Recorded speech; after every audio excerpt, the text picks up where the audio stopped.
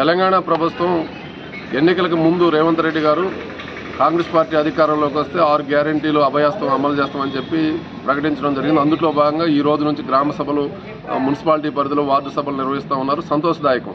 కానీ దాని మీద ప్రభుత్వం చాలా స్పష్టమైనటువంటి క్లారిటీ ప్రజలకు ఇవ్వలేదు. దీని మూలంగా ప్రజల్లో చాలా అపోహలు కలిగి తన యొక్క ఆధార్ కార్డు మీద ఆంధ్రప్రదేశ్ ఉంది కాబట్టి దాన్ని తెలంగాణగా మార్చుకోవాలని చెప్పి మీ సేవల చుట్టూ గత వారం రోజుల నుంచి పెద్ద ఎత్తున వెళ్ళిపోయి 100 రూపాయలు కట్టి తెలంగాణ పేరు మార్చుకునే ప్రయత్నం చేస్తున్నారు. దీంతోపాటు అభయాస్తం ఏదైతే ఆ దరఖాస్తులో ఉన్నటువంటి కాలాలకు సంబంధించిన దాంట్లో ఇల్లు కావాలి అంటే నీకున్నటువంటి ప్లాటు దరఖాస్తు జిరాక్స్ పెట్టాలా, దాని యొక్క రిజిస్ట్రేషన్ డాక్యుమెంట్ జిరాక్స్ అని చెప్పి, అదేవిధంగా రైతు భరోసా కావాలంటే పాస్ పుస్తకం జిరాక్స్ కావాలని చెప్పి జిరాక్సులు చుట్టూ తిరుగుతున్నటువంటిది ఉంది. అలా కాకుండా ప్రభుత్వ అధికారులు ఒక స్పష్టత ఇచ్చి ఏదైతే ఆ ఫారంలో ఉన్నటువంటి 5-6 అంశాలు ఉన్నాయి వాటి ఎదురుగా టిక్కు కొట్టడమే, కేవలం Aadhaar card, ration card xerox ఇస్తే సరిపోద్దని చెప్పి అధికారులు ఇప్పుడు చెప్తా ఉన్నారు. అది విస్తృతంగా జనంలోకి తీసుకుపోవాల్సినటువంటి అవసరం ఉంది. గత ప్రభుత్వంలో కూడా బీసీ బంధు, మైనార్టీ బంధు, దళిత బంధు వచ్చినప్పుడు, గృహలక్ష్మి పథకం వచ్చినప్పుడు కూడా పెద్ద ఎత్తున జిరాక్సులు మీ సేవ సెంటర్ల చుట్టూ తిరగడం జరిగింది. ఈ రోజు కూడా కుల ఆదాయ ధృవీకరణలు కూడా కావాలని చెప్పి గత వారం రోజుల నుంచి మీ సేవల చుట్టూ, తహసీల్దార్ కార్యాలయాల చుట్టూ లబ్ధిదారులందరూ కూడా ప్రజలు తిరుగుతూ ఉన్నారు. అందుకని ప్రభుత్వం,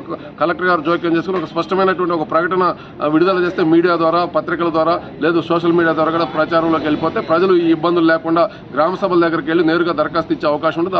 ఆ విధమైనటువంటి ప్రయత్నం రాష్ట్ర ప్రభుత్వం చేయాలని చెప్పి మేము డిమాండ్ చేస్తూ ఉన్నాం.